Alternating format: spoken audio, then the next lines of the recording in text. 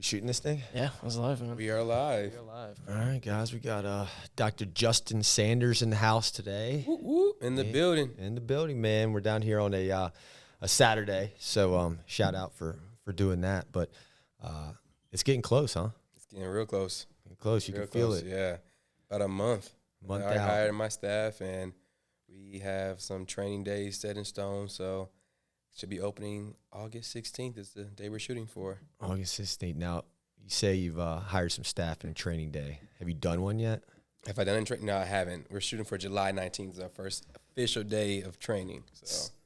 So tell me, when you're just starting, how many staff do you have to have? It's got to be pretty tight, right? Oh, yeah, in my mind, I'm like, I need a front desk. I need a concierge person. I need an assistant. I need a hygienist. I need all this stuff. And then I kind of got in the field and look at how much people were asking for it. I was like, okay, maybe I only need an assistant and maybe even an intern who I can train. So put your kid to work. Early, Oh, you think I did it? She's 6 months and she's already in the office. I'm like, we need you. She's gonna be the model for the office. You start, I already got the pictures with the actual little tooth next to her. That's it. You start funding her Roth IRA. You know, Right. pay her through the office. Get ready.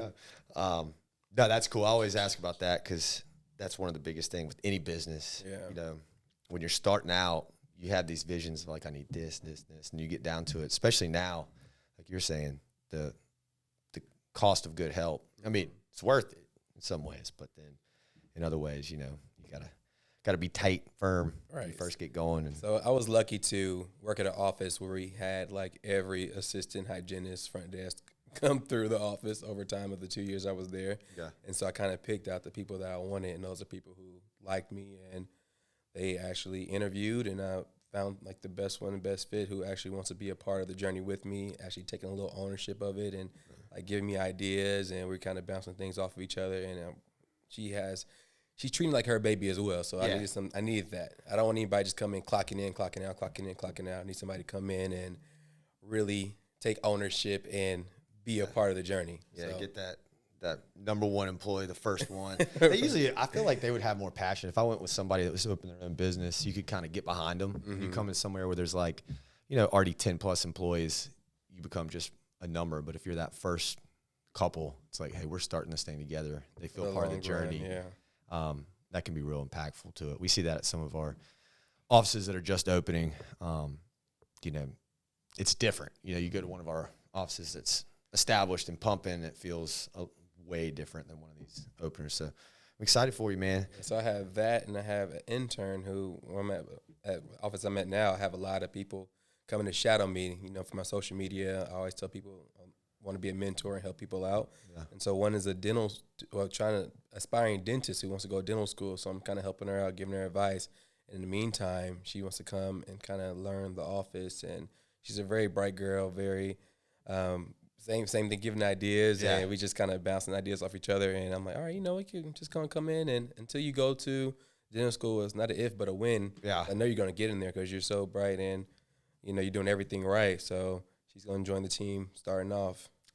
No, that's super impactful. Getting those people in there early, see the passion on them and stuff like that. I think it would be great for her too because she gets to see the startup side of it. Right. You know, like I was saying, it's different. If you go and intern at a huge office, we see at our big office, the interns are kind of just sitting over there like feeling kind of out of place. They go in somewhere that's, you know, they're on the journey too. They can actually learn some real value. Yeah, and I'm paying her some money too. There you go. It's like paid internship. I'm sure you'll have some stories too, and she'll look at them and be able to take that from the, like, hey, do not do this. You have one of those stories yet? Not yet. Okay. Not yet. You know, You will. I definitely will. She shadowed me at the office during dentistry, but not the actual practice yet. Right now, we're just kind of bouncing ideas off each other because we're not in the office yet. So it's when that AC drops or don't even. Hey. We're knocking on wood. We're not even talking about that. Especially summer in the South, man. We had it. Funny you say that because we just had that happen. And man, you're like, oh, it won't be a big deal. It's already halfway through the day. That building got so hot so fast. Yeah. I might have to close down. Doors open, nothing. People are like, you know, usually they bring their blankets because we keep it cold. Right. Like, you ain't gonna need that today, man. It's gonna be so that AC got. I am from Indianapolis, Indiana. I'm not used to the heat. So it's like I came here. I'm like, It's pretty hot. Yeah. I went to school in Alabama, so that was my first time, and I was known as the guy to kind of carry a towel. Yeah. I had one in every color to match my outfit. So at the hills, we would walk around, and I would be sweating because Indianapolis does not get as hot as Alabama or North Carolina. So you still stayed stylish even though you were sweating through your shirt. Hey, had to. It's only right. Yeah.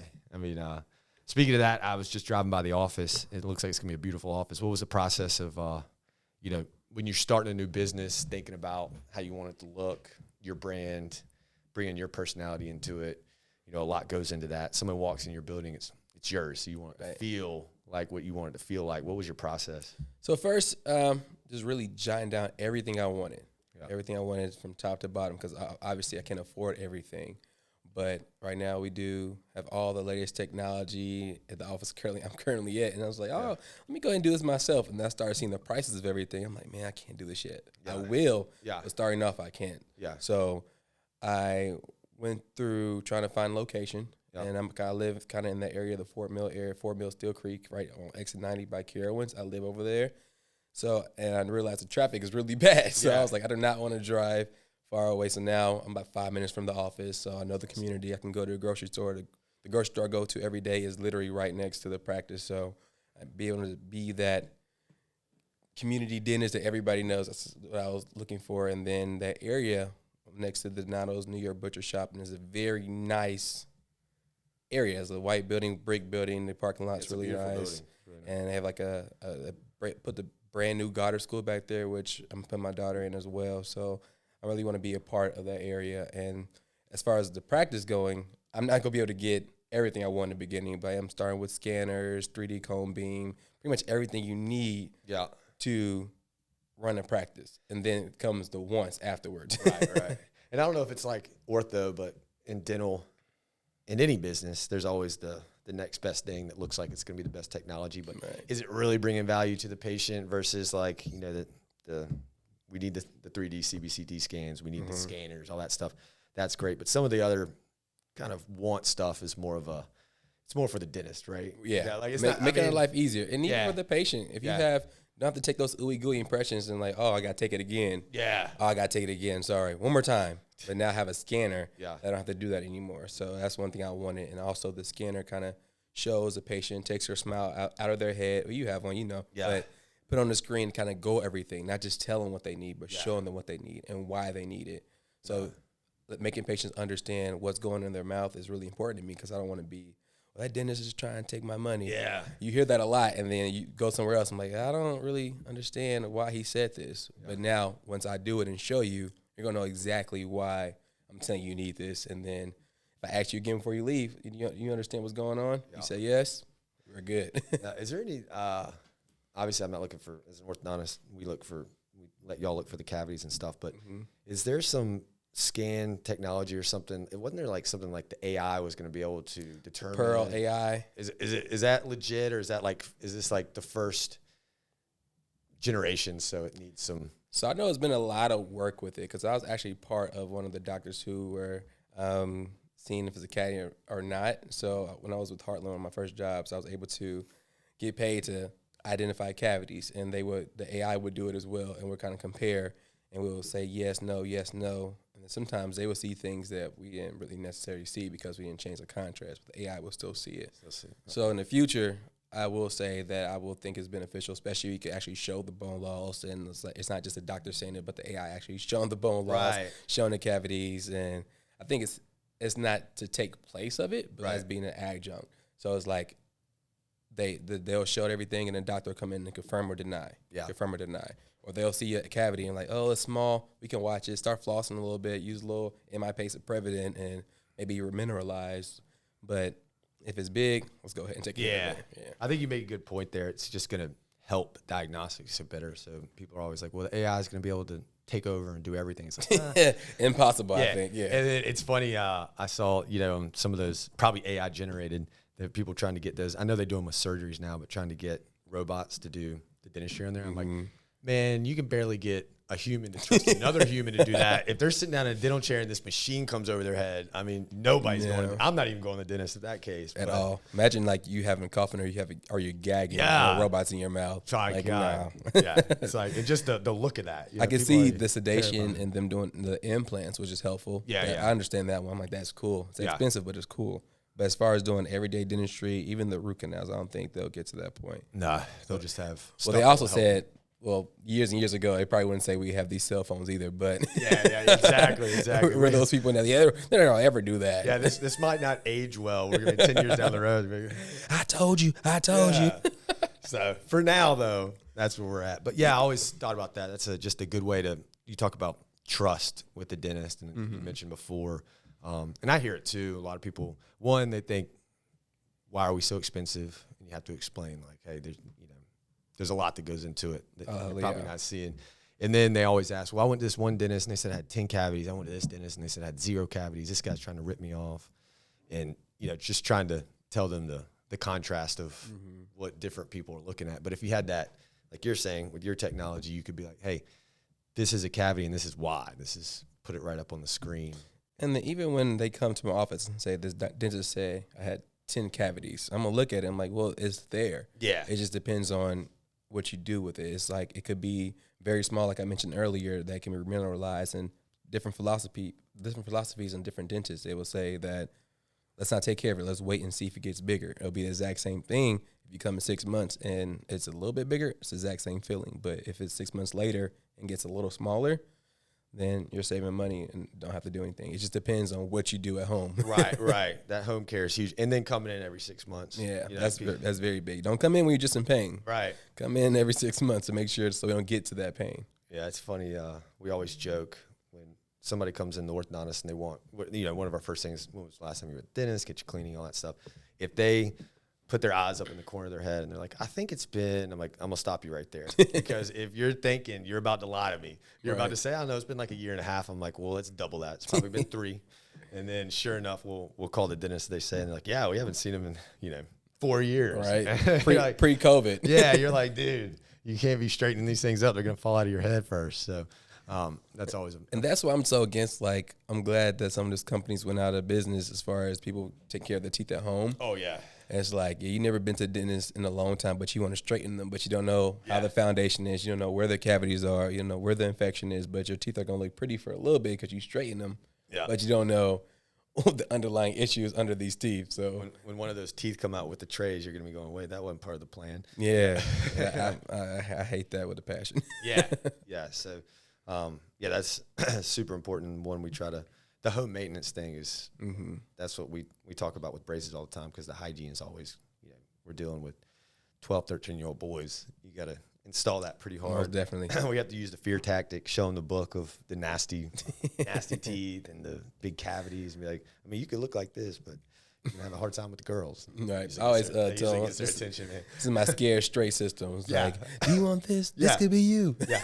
Sometimes people need that, you're like, we could do nothing right now, but you're going to, dental pain never comes at a good time. Right? That's what I tell people that are watching cavities that are too big, or they're like, I need to get that fixed. I just hadn't had the time. Well, it's not hurting me. Right. I'm like, it's going to hurt right when you get to the beach on a Saturday. You're going to call me. I need to come in right now. Yeah. I was like, man, I might. It just depends. I got a baby now. I can't just dip when I'm not in the office. Well, that would probably be a cool thing about being in the TAK community. If you do get that relationship with your patients, I mean, that brings so much value where they could just call you up. And if it's someone right there, you're 5 minutes from the office. I'm like, I'll be there soon. I've done that. Yeah. Even I had to drive when I was in the office I'm at now. I would go in and make sure things are good. I had my barber come in. Root canal and crown on him and everything. I was like, hey, you get me. Now he gets me in when I need. If I need a cut, he gonna get me in after hours. There's a little quid pro quo there. Like, hey, I'm being nice, but this comes with something. But I'm not in pain. You in pain. Yeah. I got a little advantage over you right now. We can do this. I have some leverage to negotiate. Right.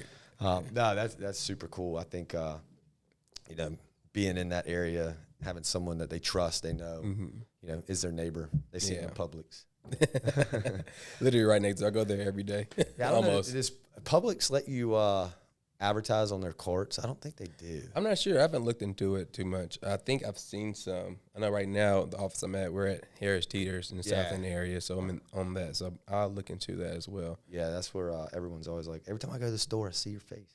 Well, hey, it's working. You know? I see yours. I actually go to that store, the South End store. All right, you see me just smiling. That's it. That's it. So I heard you talk a little bit before about when you first got out working for Heartland. And for those who don't know, Heartland, is Aspen or Heartland the biggest dental company in the I really think it's Heartland because Aspen, you see it. Yeah, that's why I say the tricky. difference in it is like, you know, Aspen because it's blue and white and they're everywhere. But Heartland, a lot of people thought that the practice I opened was actually mine, but it was actually a Heartland office. Yeah. It just has a different name. So it doesn't say Heartland Dental. It says the actual dental care. Right. Like if you're a dentist, you kind of know. You can see the furniture's all the same, but the outside looks different. Yeah.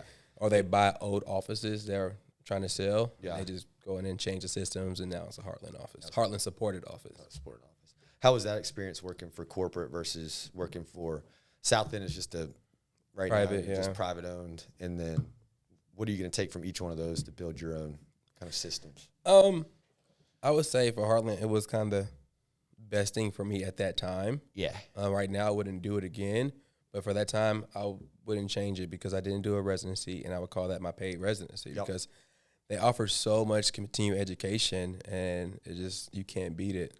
So I learned root canals, learned to do extractions, learned how to do the basic fillings and crowns, learned systems, and kind of growing yourself as a owner, dentist. Like, it just, all those systems, it helped. Yeah. And I was able to shadow dentists who's been doing it for a long time, so that's been beneficial. But when I kind of did all that, I was like, okay, now it's time to take it to the next level. If I do want to go in private practice, I do have to work in private practice and see the difference in it. Yeah. And so I transitioned to that after a year. It was, okay, this is a different ball game. Yeah. It's not office manager, regional director. Right. Owner. It's just me, owner. Yeah. It doesn't go too far up the chain. Less bureaucracy. Let me ask this person. Yeah. Okay, email chain, ask that person. Okay, then we ask this person, and then we get approval, and then it goes back to that person, this person, this person. I can just walk next door and say, right. Yeah. So any industry our listeners are talking to, they're probably like, yeah, I can relate to that. You want to do one thing, like you got to kick that up to HR, and they got to kick it over here, and you're like, dude, I just want extra pins. Like how'd this get so big of a deal here? But you also got the advantage. Correct me if I'm wrong here, but you had two different owners at that South End office, right? Yeah. So you got to work for kind of two, what I would say, pretty respectable dentists that bring a lot of value to their communities. Oh, yeah. And I'm sure they're different though. So you definitely got to bring good stuff from Brad, good stuff from the new owner. Mm-hmm. Was there any big things where you're like, I'm definitely going to do that? Or was there anything like you're like, I definitely am not going to do that? Not anything knock against their practice, but it's in different areas. Mm-hmm. They kind of have a different model, philosophy, I feel like. Yeah. So when it first, he's been having that practice for, I think, over 10 years. Yeah. And he's built it from nothing to where it is now. He's a great businessman. Yeah. I think his thing was he really honed in on customer care. Yeah. And making sure the patient's taken care of, getting them back on time, following up, and he was really good on follow through. So I admired that because the main thing people care about is getting back on time, not having pain, and being taken care of, having that comfort menu. So you're in the office, you can have warm blanket. We have YouTube, Netflix, all the stuff that make you comfortable. And then you get my personality. We're in there sometimes even doing karaoke while you're getting numb. So it's just having fun, just having a good time, singing along with the music. So it's always a fun time. That makes it fun to go to work. Right. And then I haven't worked with the new owners for too long. Pike he sold last summer. Yeah. The new owners, they're different style. Mm-hmm. I don't even know what to say. I mean, it's just, I get it too. I've worked for, I did go in with my dad, but he had partners at the time, and everyone. Because it's a husband and wife. The husband and wife. Husband's kind of like the office manager, and the wife is she does a lot of great surgery. So she taught me more on the surgical side. Okay. I will say that. So the surgical side, she's doing these extractions, implants, Botox, all this stuff. So I've learned different on that side. Yeah. So I guess that is business side versus clinical side. So I learned a lot of the business with Pike and coming through, learning more surgical. And that's when I was like, it's kind of time for me to kind of branch out and do my own thing. Yeah. And learn on my own. Yeah. Because you're never going to be perfect. Right. That's what I call nobody's going to be perfect. Yeah. But yeah, you bring up a good point. Being able to have so many good mentors. I tell buddies all the time that are coming right out of school, hey man, find a Heartland, find a corporate, get in there, get some reps, because they're going to give you so much support. And that's so important for dentistry. And now your patients know, okay, well, this guy's had, done it a lot of times. Right. And that matters. Yeah. And then being able to go to private practices that are really good practitioners and getting that one-on-one, like learning some bone grafts, learning some implants. Definitely. That's something that is really hard to get from dental school. So that's what the audience might not understand. We get the foundation, but really getting that extra stuff that's going to make the patient, one, more comfortable being in the chair. I think that's huge with dentistry. And you're more efficient. You learn your systems, because every dentist say do it this way. Yeah. Like you and another orthodontist, you do it this way, he could do it totally different. So it's like you learn their system, this system, and you take everything that they did, and you kind of make your own thing. Because I don't do anything that anybody else does. It's a different way. And it's like what works for you. Yeah. So, yeah. And then, yeah. Now, going through this process, did you always have in mind that Sanders Dental Studio would exist? Or was this like, hey, I'm going to get out, I might join a group, I might buy a practice, I don't know what I'm going to do? Or were you always like, hey, I'm going to get my foundation and I'm going to do my own thing from the ground up? At one point, I was planning on staying with Heartland for a long time. Yeah. I told my wife that. I'm like, you can go to work, come home, and not worry about anything, which some doctors, that's good for. Yeah. They don't have to, they can go hang with family, do different things, and not have to worry about the stress of owning a practice. But then I kind of got into the point where I had patients and I couldn't treat them the way I wanted them to be treated. I had to ask for permission. Yep. And it's like, I can't be the person to make that call. I'm like, well, let me see. I want to do it, but I can't. Right. Not necessarily doing free things, but just different procedures or getting different things. Right. It's like, well, if I'm the owner, I can treat everybody how I want them to be treated. Yeah. How they deserve to be treated, and I don't have to get permission. It's not about numbers. It's really, if I do a case, I had a patient came in a couple of days ago, which I have more autonomy with the new owners because they're not always there. Right. And she has Medicaid. We don't accept Medicaid. Yeah. And she is DMing me saying she's remember her smile and her teeth, and she went to an office and they gave her a $10,000 treatment plan and scared her. And they seen Medicaid and was like, yeah, when you get this money, come see me. Yeah. And so she DM'd me. I said, just come in. She was worried. I said, come in for a free consult. Yeah. Free consult. And we'll just come. I can at least talk to you and advise you on what to do. Yep. Just get a peace of mind. So she came in, and I think she was nervous. Yeah. She was very nervous, but when we talked to her, relaxed her, and she's very appreciative. And it was more of, she had small fillings on her front teeth that are very small, which is that they probably put crowns on them. But she had one kind of bombed out tooth. I'm like, let's not give you this $10,000 treatment plan. Let's just take care of this one tooth that's bombed out that's really making you self-conscious to smile. Let's take care of it. It's this root canal crown, and they would kind of go beginning to end. This one big treatment plan that's a lot can just be little. Yeah. And now she's come in tomorrow, take care of her. We DM each other. I had the office manager call her. And I'm like, well, we just take care of this. If I'm in there and the crown's being made, I can take care of that one filling that also that's bothering you. Because it's not really, I like making calls like that because it makes people comfortable. They're still getting treatment done. I'm not losing any money or time because I'm sitting there and the crown's being made, but she's taking care of the root canal, the crown, and she'll have more, her self-conscious will be better. Yeah, I think you made a good point there.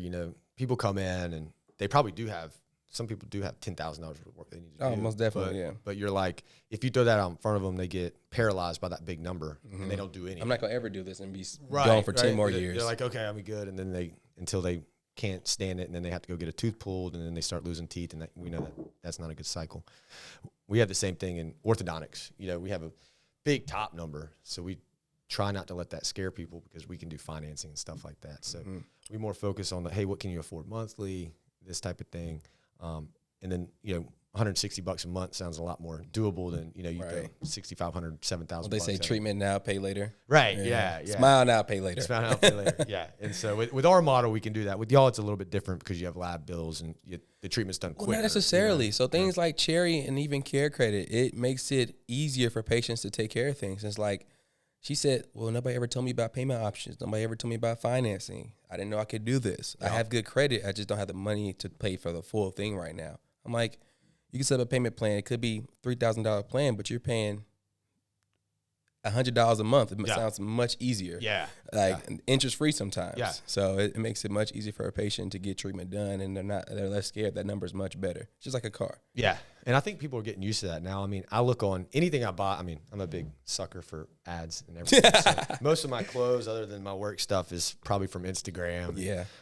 So when you click on there, even if it's something like as small as a couple shirts, they'll have like the Affirm. What are some of the other, those ones where you can pay 3 ways or you can finance it. And so I was just curious how easy the process was. So I got one of those 8 sleep mattresses that they cool you down and stuff. And they had that option. So you fancy. Hey man, I got to stay cool when I'm sleeping. I just got my little fan next to me. Yeah. I got the fan going, the noisemaker. I mean, my bedroom's a disaster, we're trying to lock in. Yeah, throw a 6-month-old in there. Yeah. Oh, it's not that bad. But yeah, so I just tried it, and it's super easy. I clicked on there. I was thinking like, man, I'm gonna have to go through all this big process of, credit checks and all this stuff. And I mean, it was like 2 clicks of the button, and they're like, yeah, if you want to do it this way, this way, this way. If you want to do it longer, there was some interest on there, but there was some interest-free payment. So I think people are getting to that, hey, let's get real quality stuff, but I'm going to make it affordable. And that's what we always try to do in our office. We're like, hey, don't make the shortcut and go get the discount braces because you think it's going to be cheaper. Let's make our quality work affordable. And I think in dentistry, that's even more important because you go get a quick crown. They're not all the same. I know. Yeah. Yeah. I mean, you go get one and you're like trying to save a couple $100 and go somewhere where they just don't take any time. They just throw something on there. That thing's going to last no time. Especially like when you go overseas and people are getting these crowns done. Oh man, we've but seen then a lot of that. Post-op is like, you gonna keep going back overseas to get them check it out? No, you're gonna come to me because I'm around the corner. I'm like, you can just get it done with me. Better. Yeah. That's not necessarily better, but you better care. Yeah. Because you can't follow up in Colombia. No, it's too much. It's funny you say. I got a story.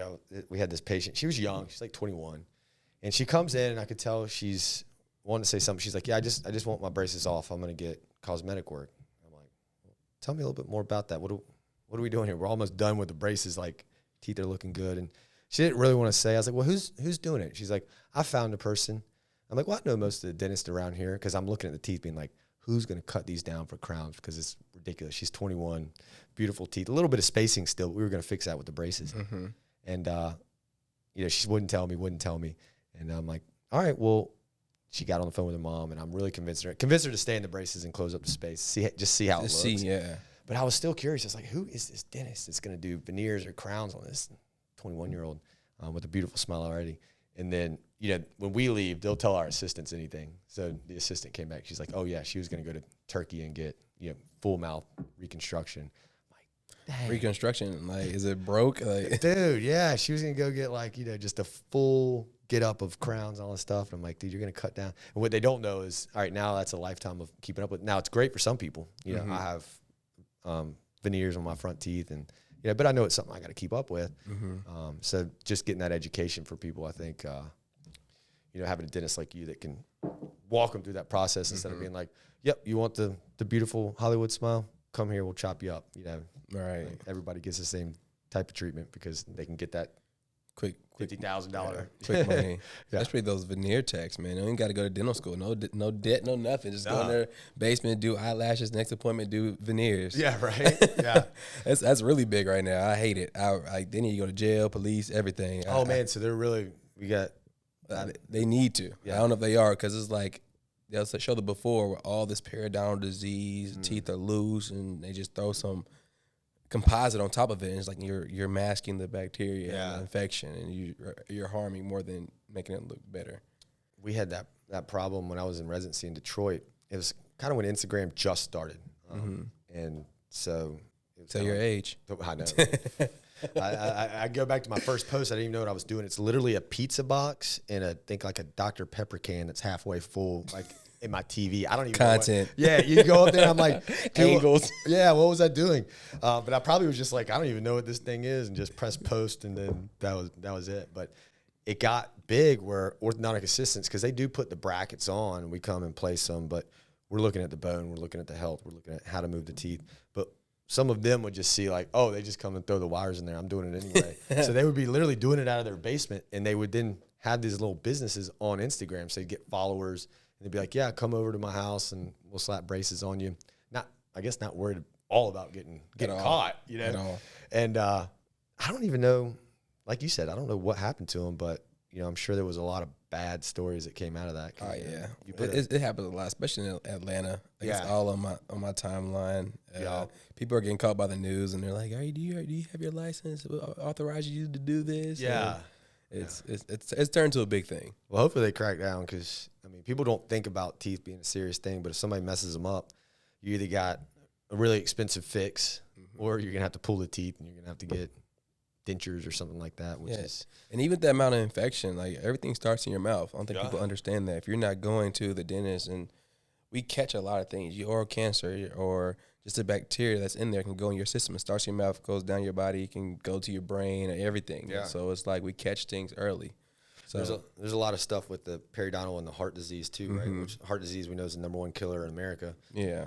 Everyone thinks it's just from eating red meat or something, but it's probably all the seed oils and junk we have the poison we have in our food. Don't even get me started on that. Yeah, let's not sit too close to the microwave. You haven't been to dentist in 6 years. Yeah. You got literally bacteria that is feeding into your heart that could seeping. Like you have pus coming out your mouth. You're not spitting it out. You're just swallowing it. Yeah, like it's Not to mention the smell of that too. You can scare a lot of people away with that too. Yeah. So those are my favorite cases. Yeah, and they say that I haven't been a dentist in a long time, and we take care of them. They continue to come. They come back in 6 months, and you see like their gum health getting healthier. They're not bleeding when we're probing. People always say, "You're making my gums bleed because you're stabbing them." Like, no.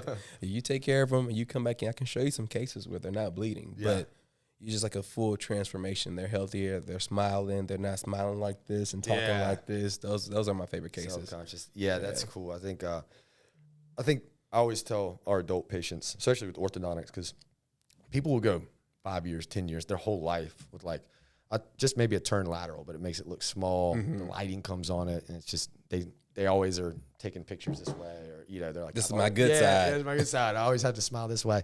I do that by my hairline. Yeah, I do it with my hair too. So we all do it.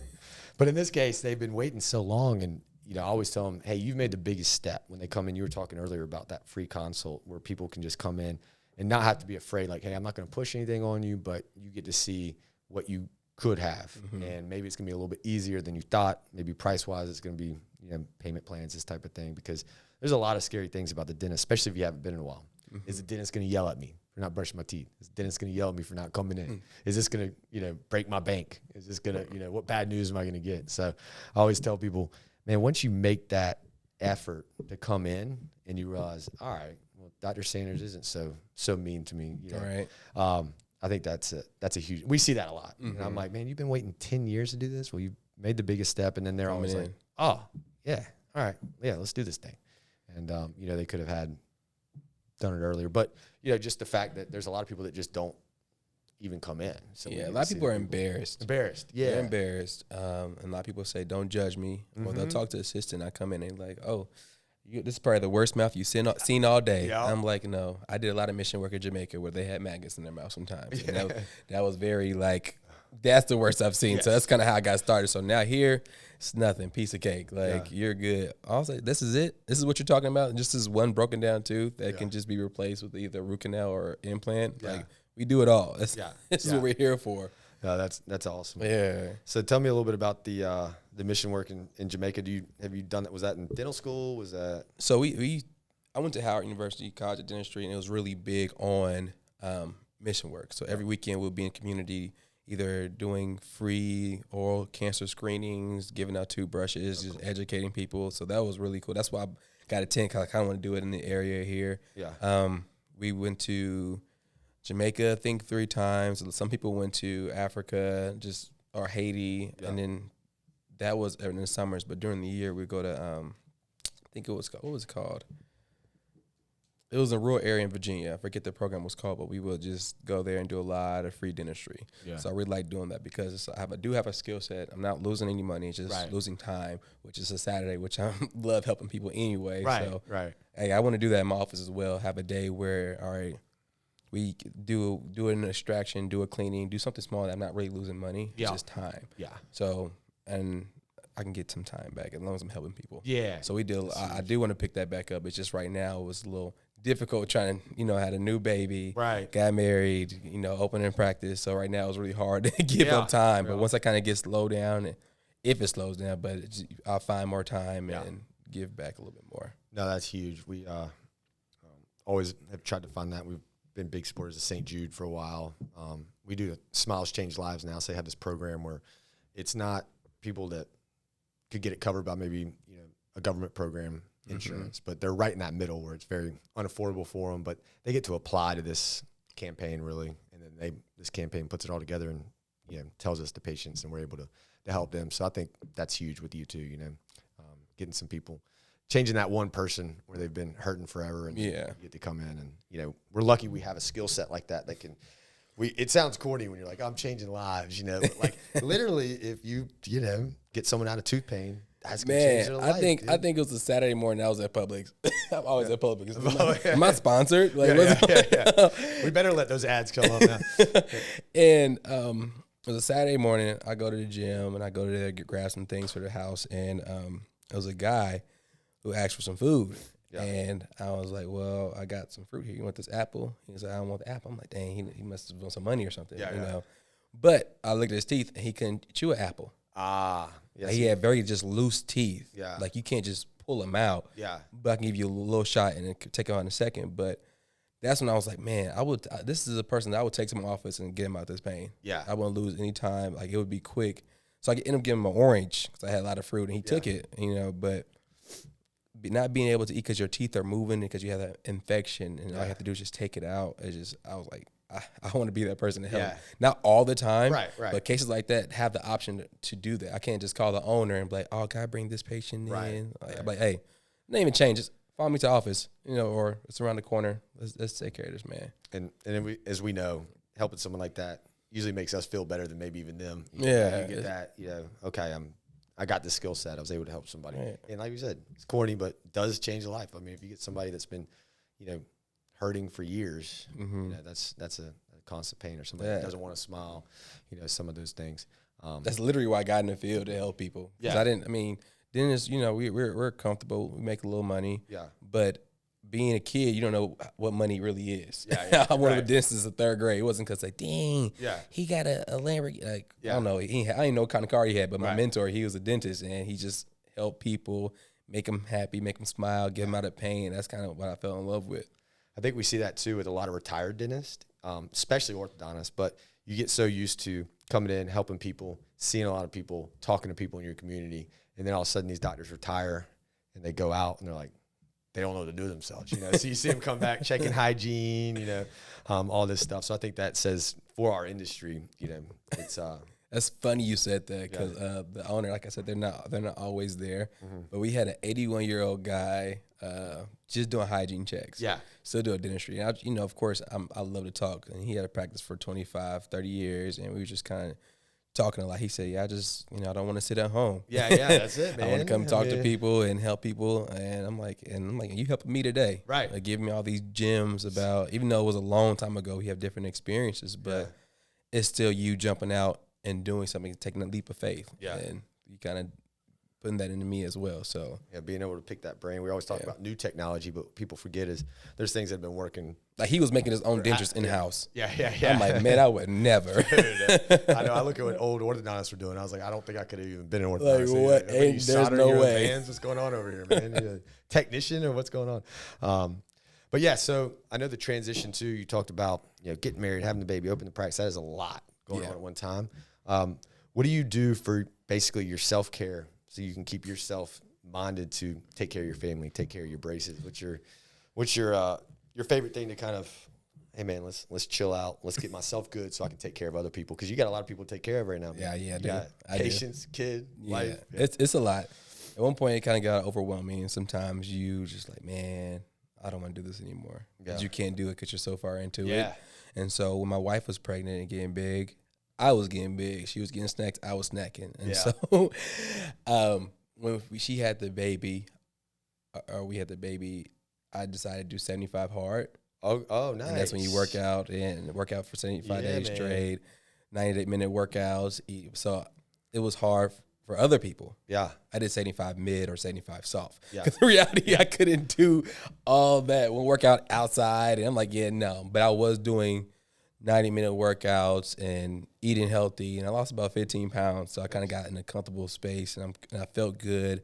I was going to chiropractor. And then I would go, I have a little man cave, and every once in a while I was sitting there and either one day I'll binge watch a show or watch a movie, or me and my wife would do that. And now we have Alani in a place which is my daughter's name, where she goes to sleep at like 7:30. Okay. And so we get our time back. There you go. We went to the movies yesterday because Nice. our parents are in town. We went to go see Inside Out 2, which is a great movie. Nice. I really enjoyed that movie. I just like going to the movie theater, man. I'm always looking. I think after the pandemic, like, it just didn't happen. Like, there's not as many movies in the movie theater. Man, yeah, and they're getting good again. Yeah. Yeah, I went to go see Bad Boys. I think that was my first movie that I've seen since before the baby. Yeah. And I was a guy who went to the movies maybe once every 2 weeks. Yeah. 'Cause every Tuesday it was like half off and half yeah. off popcorn. I was there. I lived right next to the movie theater. Oh, man. Even as a kid, my mom would drop me and my brother off at the movies, and we would bounce. We would look at the newspaper. Yep. And figure out the times. And okay, we're gonna start here. We're gonna see the Matrix. We're gonna jump here and see, and just bounce around. That was the thing. Growing up, we had the Arboretum right here in Charlotte. I mean, that was the cool thing. Parents dropped you off there, gave you $20, which wouldn't get you anything. Everything, at the movies now, man. but now I got you your drink, your popcorn. You got to do the thing where you're jumping. And you're so scared, but you're like, and you realize these people don't care that much about their job. No. But you like a ninja. Let's go to the bathroom. Let's hide, pick our feet up before they come in the bathroom. Exactly. It's funny that like Mission Impossible. Yeah.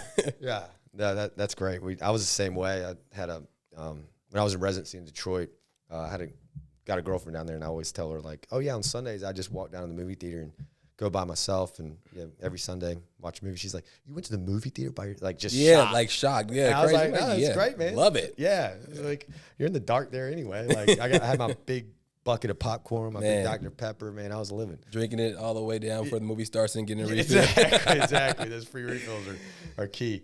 But that's how I kind of stay sane now. Stay sane. Yeah, I can't travel like we used to because Yeah. you have a baby, but it's been fine. It's been good being able to see every day why I'm doing it. Yeah. I see my daughter, see my wife, and being a family.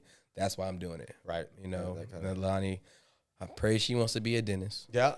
But either way, she's gonna be Sandra's Dental Studio. There you go. Either you're gonna be managing or somehow something. you're gonna be. This is still gonna be yours.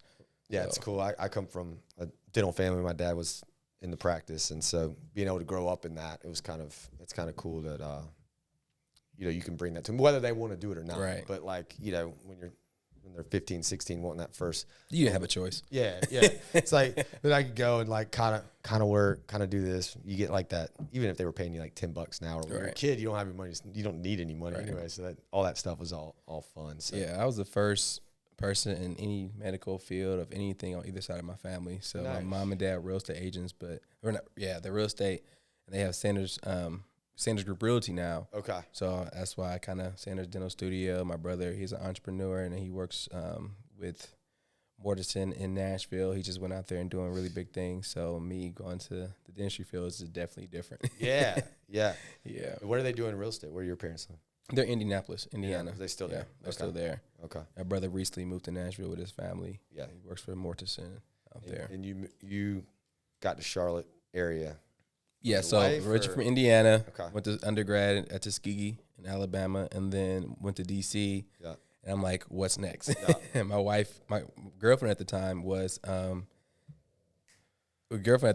in Raleigh, and she worked from home, so she would visit D.C. a lot, and we got closer and closer. And I'm like, so what's next? I got this: Nashville, Atlanta, Houston. Didn't want to go home. Didn't want to stay in D.C., but I'm pretty sure she understands that reason I went to North Carolina because she was already there. Yeah. So Charlotte, it played a big role. So once I moved to Charlotte, I started working, and then we got engaged, and we bought a house right down the same area, Steel Creek, kind of right between there and Fort Mill. Yeah. Yeah. That's it. Great. And I love Charlotte. Yeah. I love it. I don't see myself leaving at all. Right. Yeah. Kind of hammering yourself down while putting your name on a building. Right. Yeah. And I was like, if we move again, it's going to be in Fort Mill, Yeah. South Carolina, in that area. Because I mean, the convenience thing is huge with being 5 minutes from the office, 10 yeah. minutes from the office. Man, people, one for your patients too, like we were talking about, the advantage of having the local dentist that can be there if you need them on that type of thing. But for your just sanity of not. Right. A lot of my patients have followed me here, like from my first office to my current office, and I started in Rivergate area, which is literally like you could jog there to my current practice. A lot of my patients are in the area anyway. They're just driving to South End because hey, we found a great dentist.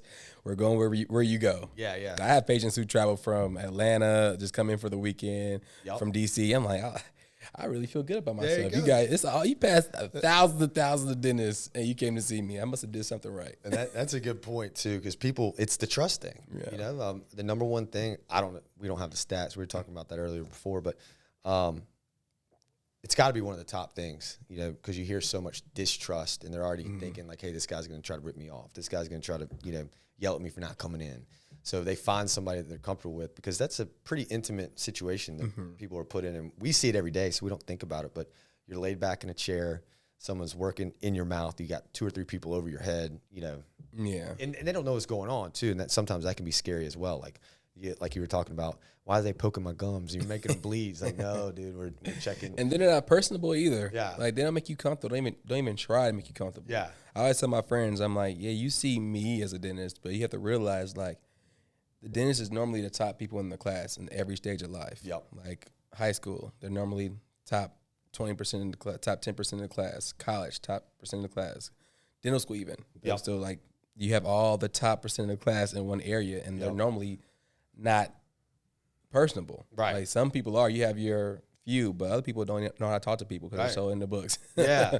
And you have me, who was.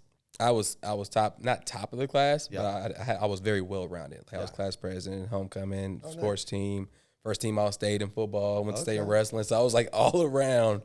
I just knew how to have fun. So now I'm able to be that class clown, but now it's kind of merge it to dentistry, making you have fun in the dental office. Like my goal is to make somebody laugh every day. Right. And so now make my patients laugh, make them comfortable.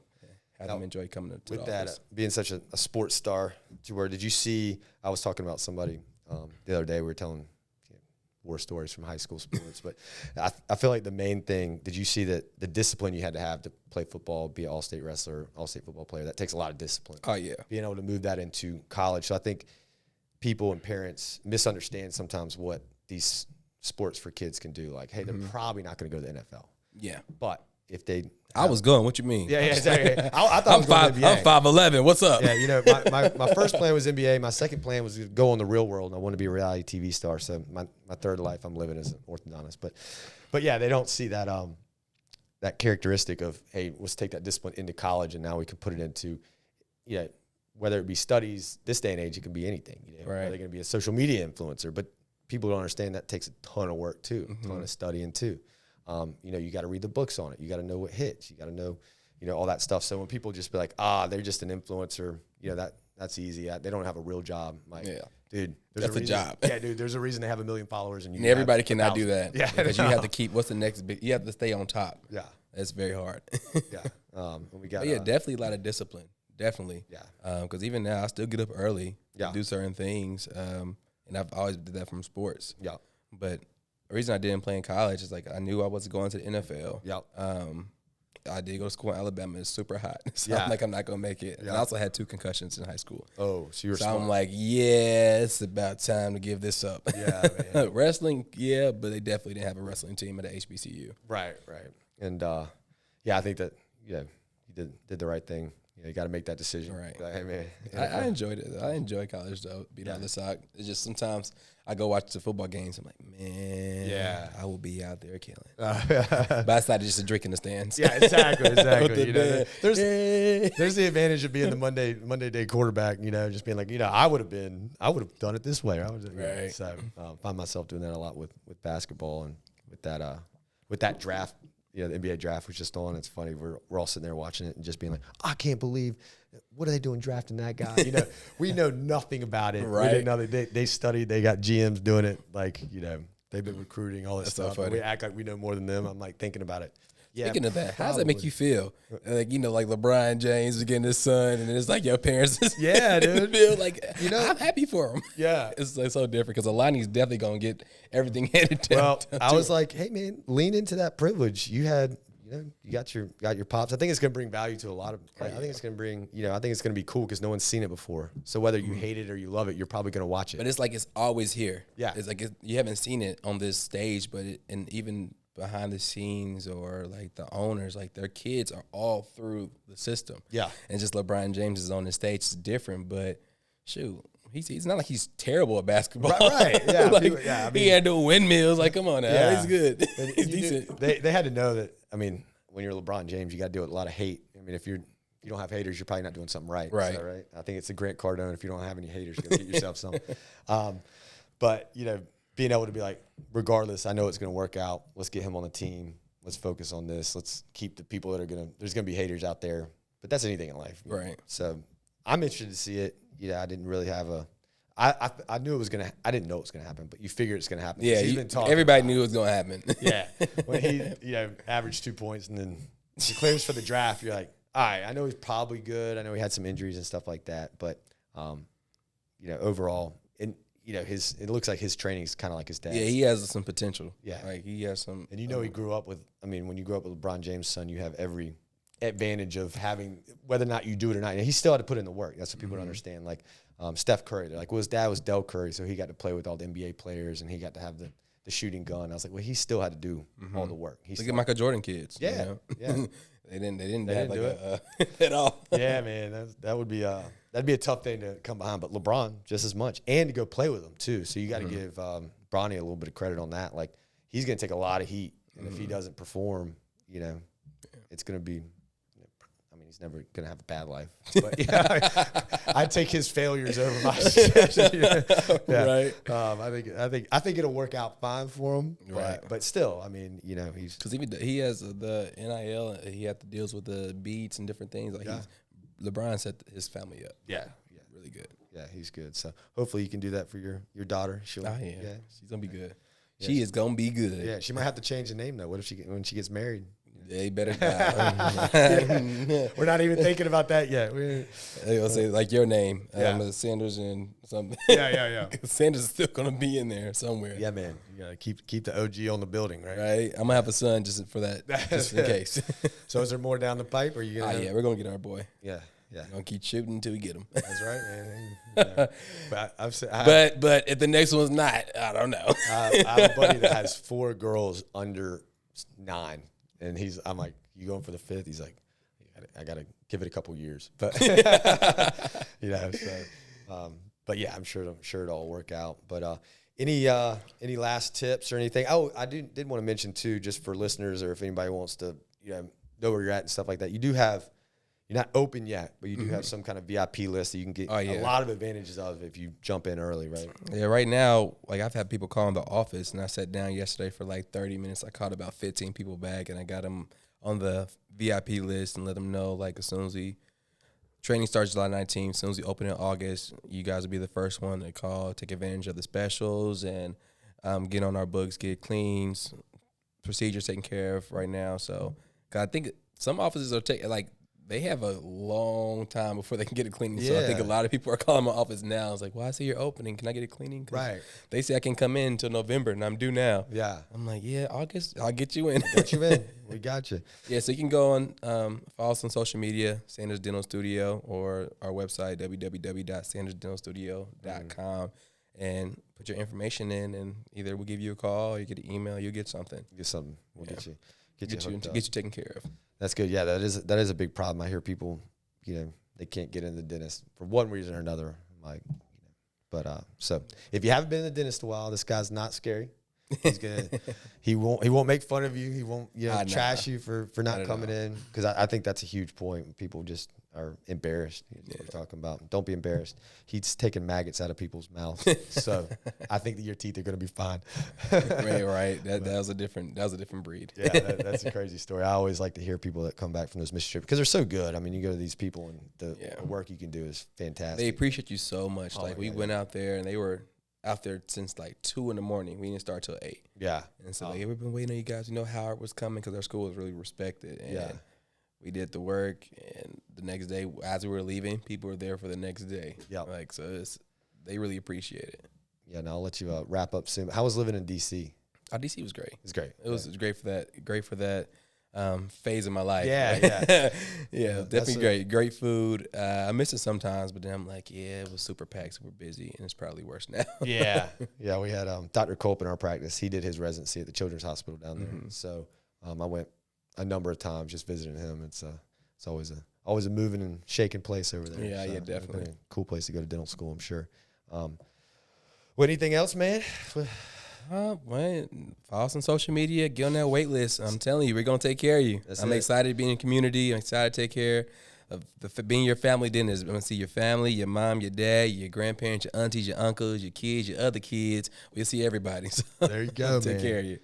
And we got our boy Javier here that kind of set everything up. Speaking of social media, getting our word out there. I think a lot of people, because of that, the unknown, if you follow them on social media, we can get some, maybe it takes them to see 4 or 5 posts to be like, all right, I'm comfortable with this guy, or, it's not going to be too bad, or people have the same problems I got. So Javier's walking us through how to get our word out, which I think is real valuable. Cool, yeah. So people, I would not be doing this unless this was for him. Yeah, man. Dude, I looked up the stats for the trusts and the dentists, and what I found was in 2019, dentists and orthodontists were 61% like top of the most trusted professionals in the United States. Post-COVID, that number dipped 59% in 2023. Yeah. So y'all, and I think that's interesting too, that it was one of the highest. I think that comes from people following their dentist around. So there's some people that are really trustworthy, but that 40% probably just hate the dentist or don't go because they're scared. But getting somebody like Dr. Sanders, who is, it's your name's on the freaking door, so you gotta make sure that you're keeping your standards up. And they could be going to an office, and then a few months later there'd be another dentist, and it's just a cycle of dentist and dentist and dentist. Yeah. And then I think pre-COVID, people were going to the dentist more often, and then post-COVID, they came in. Oh, I haven't been to dentist pre-COVID. Yeah. And sometimes they're sitting around the house snacking and not brushing, and they're not going anywhere. So they're like, "Oh, I'm good." Yeah. And when they leave, they brush their teeth, and then they get these treatment plans. And like, well, nobody ever told me I needed a cavity on this tooth. Well, shit, a lot of happens in 3 years. Yeah. But I think that's why that could be part of that as well, that number. Yeah. So, I think putting your name on it, now you're stamped. Yeah, that's me. You're gonna get me. You're gonna get him. I may get an associate, but you'll still get me. Yeah, that's cool. I think that brings a lot of value. All right, well, we'll wrap this thing up. Dr. Sanders, thanks so much for coming on. Thanks for having me, all man. The best, and come see him, get on that VIP list, whatever you got to do. Yes, sir.